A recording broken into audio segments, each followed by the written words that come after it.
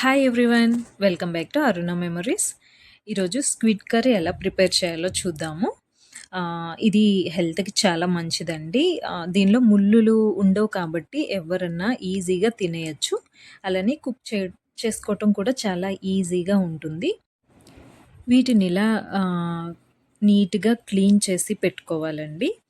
ఇక గ్రేవీకైతే పెద్ద size onions 2 cut చేసి పెట్టుకోవాలి. అలానే టమాటో కూడా 2 కట్ చేసి పెట్టుకోవాలి.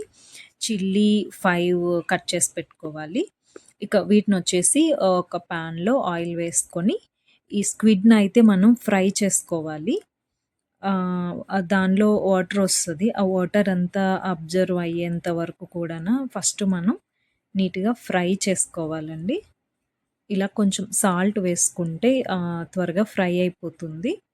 వాటరు మనకి వచ్చేసి త్వరగా స్క్విడ్ అనేది ఫ్రై అయిపోతది. అలానే దీనిలో టీ స్పూన్ పసుపుని కూడా యాడ్ చేసుకొని ఇక ఫ్రై చేసుకుంటూ ఉండాలి. ఇది వాటర్ అబ్జర్వ్ చేయటానికి ఇక్కడ కాస్త టైం పడుతుంది. ఒక 5 మినిట్స్ పైన టైం పడుతుంది. చూడండి దాని వాటర్ అంతా ఎలా వచ్చేసిందో. వాటర్ అంతా అబ్జర్వ్ అయ్యేంత వరకు మనం ఫ్రై చేసుకోవాలి. ఇలా లిడ్‌ని కవర్ చేస్తూ చూడండి వాటర్ అయితే మనకి డ్రై అయిపోయింది కదా! ఈ విధంగా అయ్యేంత వరకు ఫ్రై చేసుకోవాలి. ఇలా వాటర్ అంతా అయిపోయిన తర్వాత స్క్విడ్‌ని మనం వేరే బౌల్‌లోకి ట్రాన్స్‌ఫర్ చేసుకుందాము. ఇప్పుడు అదే ప్యాన్‌లో ఇంకొంచెం ఆయిల్ యాడ్ చేసుకొని తరిగిన ఉల్లిపాయలు, కరివేపాకు, చిల్లీ వేసుకొని మనం ఫ్రై చేసుకోవాలి. చూడండి ఈ విధంగా ఫ్రై చేసుకోవాలి.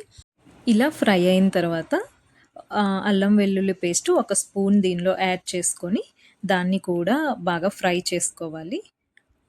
పచ్చివాసన పోయేంత వరకు ఫ్రై అయిన తర్వాత కట్ చేసిన టమోటాలని దీనిలో వేసుకొని టమోటాలని ఇలా అంతా బాగా మిక్స్ చేసుకోవాలండి. ఇక 1 ½ స్పూను నేను చిల్లీ పౌడర్‌నయితే యాడ్ చేశాను. కొద్దిమంది ఇంకా స్పైసీగా తింటే వాళ్ళు 2 స్పూన్స్ వరకు యాడ్ చేసుకోవచ్చు. ఇలా యాడ్ చేసిన తర్వాత అంతా బాగా మిక్స్ చేసుకోవాలి.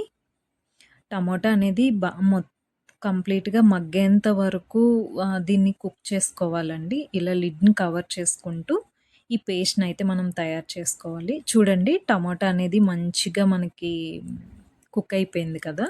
చిన్నగా ఆయిల్ కూడా సెపరేట్ అవుతున్నట్టుగా ఉంది. ఇప్పుడు 1 స్పూను గరం మసాలాని యాడ్ చేసుకోవాలి. ఇంకంతా బాగా మిక్స్ చేసుకోవాలి. మిక్స్ అయితే మనకి మంచిగా టేస్టీగా గ్రేవీ అనేది తయారయింది. ఇక ఫ్రై చేసుకున్న స్క్విడ్‌ని దీనిలో యాడ్ చేసుకోవాలండి.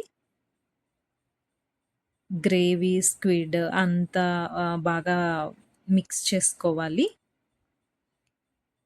ఈ విధంగా 2 బాగా కలుపుకోవాలండి ఇక్కడ.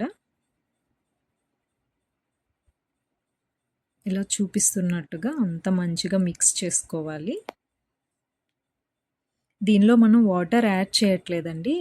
ఆల్రెడీ స్క్విడ్ అనేది మనం కుక్ చేసి, ఫ్రై చేసి తీసుకున్నాం కదా! అప్పుడే మాక్సిమం కుక్ అయిపోతుంది. ఇక మసాలాలో వేసుకున్న తర్వాత మసాలా దీనికి పట్టేంత వరకు ఇలా లో ఫ్లేమ్‌లో పెట్టుకొని లిడ్ కవర్ చేసుకుంటూ కుక్ చేసుకుంటే మసాలా అంతా స్క్విడ్‌కి బాగా అబ్జర్వ్ అయ్యి ఇంకా టేస్ట్‌గా మనకి కుక్ అయిపోతుంది. ఆయిల్ అది సెపరేట్ అయ్యి కుక్ అయింది చూసారా? సో, ఇంక మనకి కర్రీ అనేది అయితే రెడీ అయిపోయింది. ఇక కొంచెం కొత్తిమీరని కట్ చేసుకొని యాడ్ చేసుకుంటే టేస్టీ స్క్విడ్ కర్రీ అనేది మనకి తయారైపోయిందండి. చాలా టేస్ట్ ఉంటుంది. అండ్ ఇది హెల్త్‌కి చాలా మంచిది. మంచిగా ప్రోటీన్స్ ఉంటుంది, విటమిన్స్ ఉంటాయి. సో, తప్పకుండా అయితే ట్రై చేయండి. ట్రై చేసి మీకెలా వచ్చిందో నాకు కామెంట్ చేయండి. Thank you for watching. Please subscribe my channel.